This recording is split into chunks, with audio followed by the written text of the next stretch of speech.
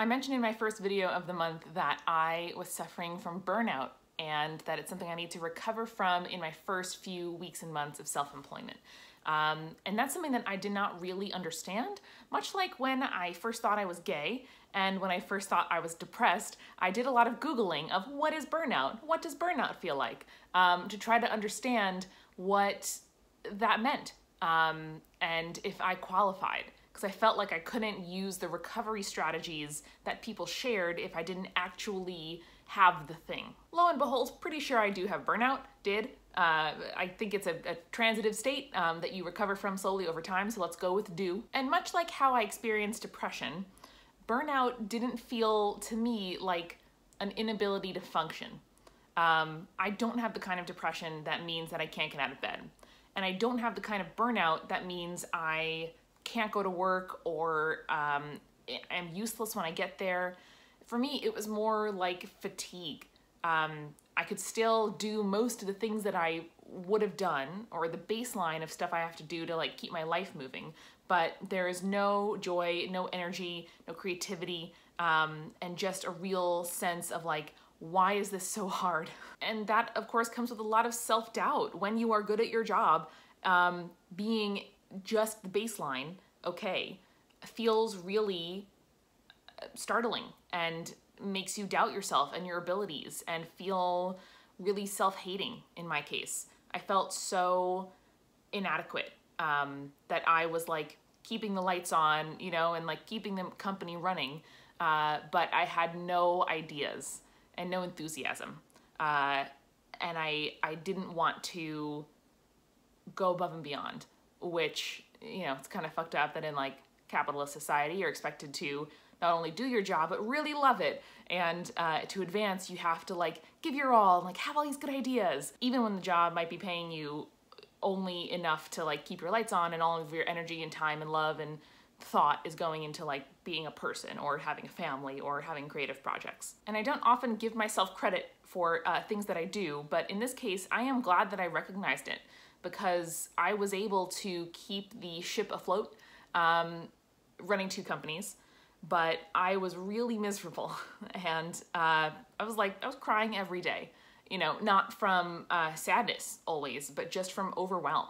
Like I would be, you know, watching TV at the end of the day or talking to my partner or listening to a podcast, and something would strike me as like emotional or frustrating or just like a lot, like I happy cried a lot, because any kind of emotional disturbance would just like tip my boundaries, like a super over full glass of water, and then you yell near the glass of water and the top trembles a little bit and then it starts spilling. That's how it felt like at every moment. So I don't describe all of this for like pity or whatever, but because I didn't know that you could be a young person and have burnout. I didn't know that you could be like pursuing your dreams and have burnout. I didn't know that you could be, like I said, good at your job and have burnout. So I, like most things, talk about it in hopes that someone else who might identify with this experience or will one day in the future can use my mistakes to get help sooner. And in my case, help looked like working from home. I started working from home 1 day a week because just the like social isolation helped me start to recover that balance a little bit.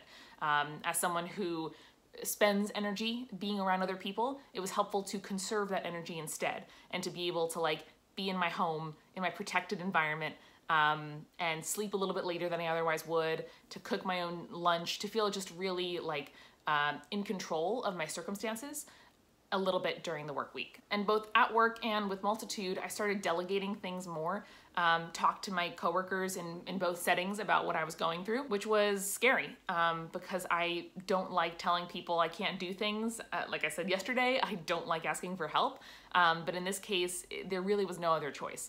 And giving my teammates and friends the ability to help me helps our relationship and strengthens it.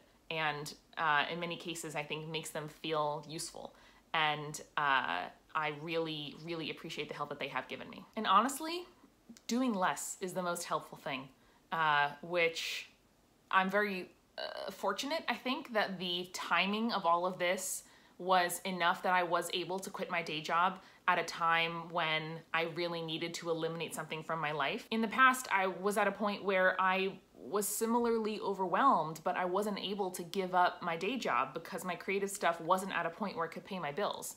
So that's why I didn't do YouTube for so long, you know, because had to eliminate something, and working couldn't be it. So I don't know what I would have done in this case if I wasn't able to get Multitude to a place where it could at least pay my bills in the short term, and give me some runway to figure out how to do that for longer, because I really just needed to do a lot less.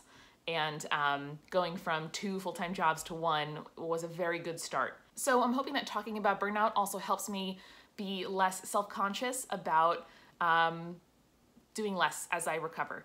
And it's just like physical therapy for an injury. It's just like taking time off after a bereavement, or when some other like big life change occurs. You need some adjustment time. And even though in my case it's mostly a happy adjustment, it's still a lot different. My weeks and days are a lot different than they were even a couple of weeks ago. So I am trying my best to be really understanding with myself, to default to doing less, and to let myself prove when it's time to do more instead of just assuming that I'm ready. I'm keeping pretty strict hours about when I check my work email. I am keeping my Multitude email separate to my personal, so that I have less of a problem with checking those emails outside of work hours. And I'm also just watching a lot of stuff. I'm watching a lot of TV.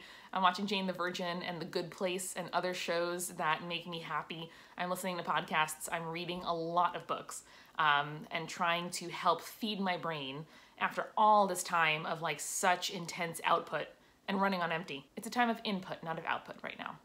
And I think that's okay. Please keep sharing your stories with me in the comments. It is keeping me going. It makes me so happy. Thank you for doing so. And as well, your questions and ideas for future videos. I'm running toward the end of the ideas that I prepared, so some prompts for what to do are very, very helpful. And I am asking for help. I need help on it, and I appreciate you doing so. All right, see you tomorrow.